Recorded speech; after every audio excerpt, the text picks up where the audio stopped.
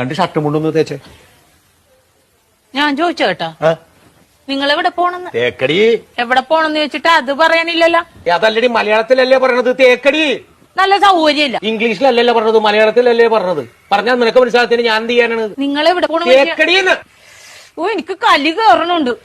നിങ്ങൾ എങ്ങോട്ടെങ്കിലും ഇറങ്ങിപ്പോയി എന്തെങ്കിലും പറ്റിയാ ഞാൻ അറിയുവോ? സ്ഥലം പറയാണ്ട്.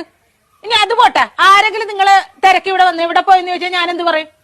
നിങ്ങൾ ഇവിടെ പോണ പക്ഷെ അത് പറ ആദ്യം. തേക്കടി. ഇങ്ങനെ ഇരിക്കണ റെഡിയായില്ലേ? ഷർട്ടും കൊണ്ടും തേക്കാൻ പറഞ്ഞിട്ട് അവള് തേക്കാനല്ല. നല്ല സൗകര്യല്ലേ തേക്കാനായിട്ട്? പോണ സ്ഥലം ഇതുവരെ പറഞ്ഞില്ലല്ലോ. എടാ, ഒരു 100 വട്ടം ഞാൻ ഇയാളോട് ചോദിച്ചു എവിടെ പോണെന്ന്. എന്നിട്ട് അയാൾ തുണി നാക്കണ കാര്യം പറയണല്ലാതെ പോണ സ്ഥലം പറയണില്ല. എനിക്കും പറ്റൂല. ഇയാൾക്കാ പറയാൻ കഴിയില്ല. നീ എങ്കിലും ഒന്ന് പറയാം എവിടെ പോണത്. തേക്കടി. ആഹാ, അത് കൊള്ളാല. ദേ ഒരു കാര്യം ഞാൻ പറഞ്ഞേക്കാം, എന്റെ കെട്ടിയൻ എന്നെ ഇടിപൊടിന്ന് വിളിക്കും. എന്ന് വെച്ച് കണ്ടവന്മാര് വീട്ടിൽ കയറി ഒന്ന് ഇടിപൊടിന്ന് വിളിച്ചിട്ടില്ല, അടിച്ച കാരണം വിളിക്കും. പറഞ്ഞാൽ മനസ്സിലാവൂല. അതാണ് ഞാൻ പറഞ്ഞത്. ഞാൻ പെടാപ്പാട് വെട്ടിയിരിക്കണ ഇപ്പൊ ഇവിടെ കിടന്ന്. നിനക്ക് എന്നാ കാര്യടാ എന്നെ ഇടിപൊടിന്ന് വിളിക്കും? തേക്കടി.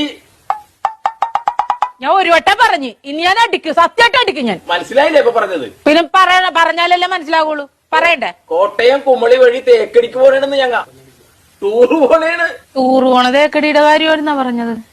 എനിക്ക് മനസ്സിലായില്ല.